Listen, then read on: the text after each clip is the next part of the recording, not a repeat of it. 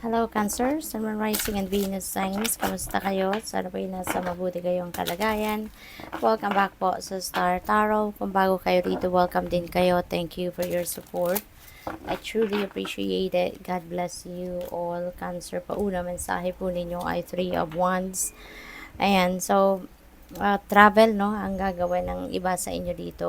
Maybe that is related to expansion, business, pag-aaral, mga ganon, ano, or trabaho. And this is also a good fortune energy, no, si Three of Wands. Kaya kung ano man yung um, sisimulan ninyong bagong chapter sa buhay ninyo rito, ano man yung new beginning, kumbaga, nagagawin ninyo, there could be success na naghihintay dyan. Kasi sisimulan ninyo to ng nasa swerte kayong estado, kumbaga, no? Implementation stage, si Three of Wands. Ito yung time that you are going to implement your plans. Ito yung time na you are going to start doing or taking action, ano, para ma-achieve ninyo yung mga bagay na gusto ninyong ma-achieve or gusto ninyong makamit, no? So, yun. Kung meron man kayong din dito, kung meron kayong mga planong gawin, ano, kung ready na yan, no? So, ito na yung time para i-start nyo ng i-roll out, kumbaga, no? Yung, kumbaga, roll out the dice na. Now is the perfect time to do that habang ang good luck ay nasa inyong horizon. Queen of Wands, at kung ano man ito, nasisimulan ninyo, most likely, you are really going to be very excited about it. Determination, focus, drive, nandiyan dyan, no? You are going to do it. You are going to push through whatever plans you have. Okay? With the Queen of Wands, gagawin mo ang lahat. You're going to do anything and everything in your power, no? Para mangyari ang gusto ninyong mangyari. No? Hindi kayo rito magpapatumpik-tumpik pa. Hindi na kayo rito magdadalawang isip pa, no? Tuloy-tuloy, you're going to be determined to reach your goals. You're going to be focused, no? So, what else? We have the Emperor. Napakaganda. Si Emperor is about stability, no? Stability ito sa money, career, and finances. Stability to pwede sa family and relationships, yung gano'n, ano? Papunta kayo doon sa paglalay ng solid foundation sa mga major areas of life ninyo. You have, so much time to do that. Sa ngayon, you are going to focus on them at gusto ninyong ma-establish, no, ang mga areas of life na ito. Pwede rin na ang iba sa inyo dito also pagdating naman sa trabaho, baka kayo ay mapopromote, baka kayo ay mabibigyan ng position of authority, baka kayo ay ma-appoint, no, sa isang position of authority, no? So, pwedeng magiging manager na kayo, magiging supervisor, ganun, no? So, what else? We have 8 of Swords, okay? So, 8 of Swords, this is a restrictive energy. Okay? Meron ditong nagre-restrict sa inyo, merong pumipigil sa inyo, merong kumukontra. Yung ganon. Pero, yan, yun lang ang akala ninyo. Okay? Yun ang akala ninyo. Pero, kasi kung nakikita ninyo yung cage, diba? Nandiyan dyan, ang angel, hindi siya makalabas. Diba? Kasi pinipili niya na hindi siya lumabas. Kasi if pipiliin niya, magde-decision siya na lumabas out of this cage. Pwedeng-pwede kasi nakabukas naman ang cage, 'di ba? So parang kung sa inyo 'yan, it's up to you, 'di ba?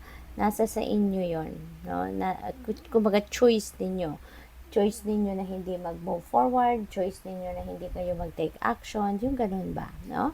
So, parang in a way, wala naman talagang kumbaga sapilitan na pumipigil sa inyo. It's just your choice. No? Pinipili ninyo na mag-stay kayo sa kung ano man ang sitwasyon ninyo at this time. Pero yun nga, paalala sa inyo. No? Kung kailan ninyo gustuhin na lumabas out of that cage, then you can. What else? We have sisterhood. Ayan, friendship, allies, compatible souls, loyalty, joy, delight. Ayan, so maybe ang iba sa inyo rito is siguro going to to spend time sa mga kapatid ninyo. You're going to enjoy um, time together. Pwede rin na you are going to make new friends.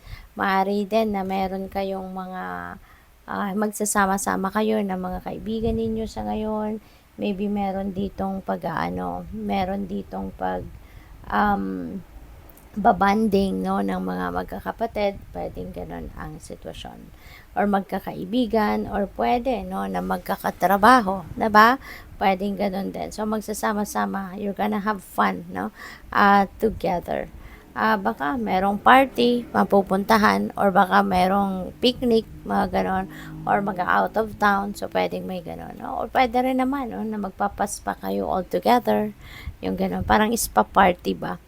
We have honor the masculine, respecting men, yan, embracing the masculine divine. Yan, so probably ang iba sa inyo dito, have so much respect sa mga lalaki, sa pamilya ninyo, sa tatay ninyo, sa lolo ninyo, sa asawa ninyo, sa person ninyo, 'di ba? Yung mga ganon. So which is really good. Kasi iba yung iba yung magiging pakiramdam, iba yung boost na maibibigay ninyo doon sa self-esteem, and confidence ng mga lalaki kumbaga sa buhay ninyo. There is also a chance, or there is also siguro mga kaganapan dito sa buhay ninyo wherein kayo yung you're going to take charge, you're going to take charge of your life, or you're going to take charge of something sa buhay ninyo. Pwedeng dahil nga meron tayong emperor, so you are a leader, so talagang you're going to embrace the masculine energy, at kayo yung magtitimon, kayo yung boss, kayo yung manager, kayo yung magdedesisyon, yung ganun ba. What else? We have freedom, independence, and self-determination. This is really, really beautiful as well. Kasi kung ang iba sa inyo, 'di ba, lagi lang kayong nakaasa, or maybe yung iba yung nagpapatakbo ng buhay ninyo, pwedeng ganon, sila yung nagdidikta sa'yo na kung anong dapat ninyong gawin. Ngayon, you are going to be independent. You are going to claim your freedom, and you are going to claim your independence na. At baka maglalakas ng loob na nga kayo ngayon na magsimula kayong you're going to choose life in your own terms. Magsisimula na kayong magdesisyon para sa sarili ninyo. You're going to take charge of your life, so which is really good.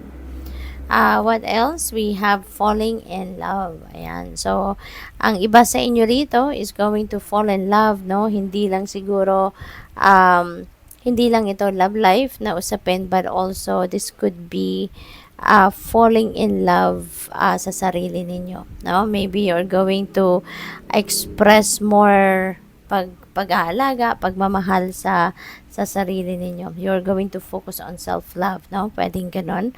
For others of you naman, if you are single, so pwedeng this is the time that you are going to fall in love with someone. Baka merong spark, of a new love connection na mabubuo dito para sa iba sa inyo.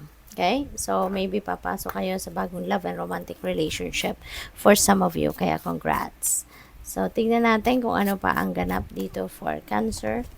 We have the past, and something from the past is coming back. Perhaps an old job or an unfinished business. Ayan. So, baka, baka babalik, or baka merong magbabalik dito na tao from your past, someone is coming back here na meron kayong history with. So, pwedeng ito, pwedeng ex-lover ninyo, ex-jowa, ganon. Pwede rin naman na former ninyong kaibigan, diba? Possible din for some of you, Cancer, na baka meron kayong dating employer, dating pinagtatrabahuan, at maaring ngayon they are still interested in you, in your service. Kaya pwedeng meron dito mag-o-offer muli sa inyo. no? At yung bang parang papabalikin kayo sa sa opisina nila or papabalikin kayo sa dati ninyong trabaho. So that is also possible. Tingnan natin kung ano pa ang ganap. We have unfulfilled. Ayan. So, parang ano kayo ngayon, ano? Sabi dito, you could have an emotional attachment to a job that is no longer serving you. Ayan. So, kasi unfulfilled nga kayo. So, baka related ito dito sa the past energy, no?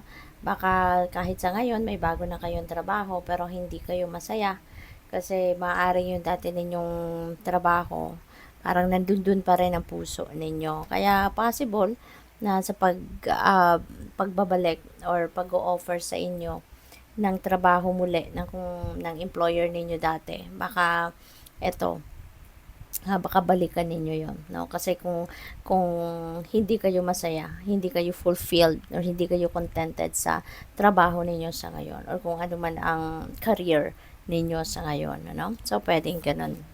We have transporter. Baka ang iba sa inyo dito na ang trabaho ninyo, baka kayo ay nasa courier company or baka kayo mismo ang courier or pwede rin na nasa travel industry ang iba sa inyo, no? Pwedeng ganun ang ganap.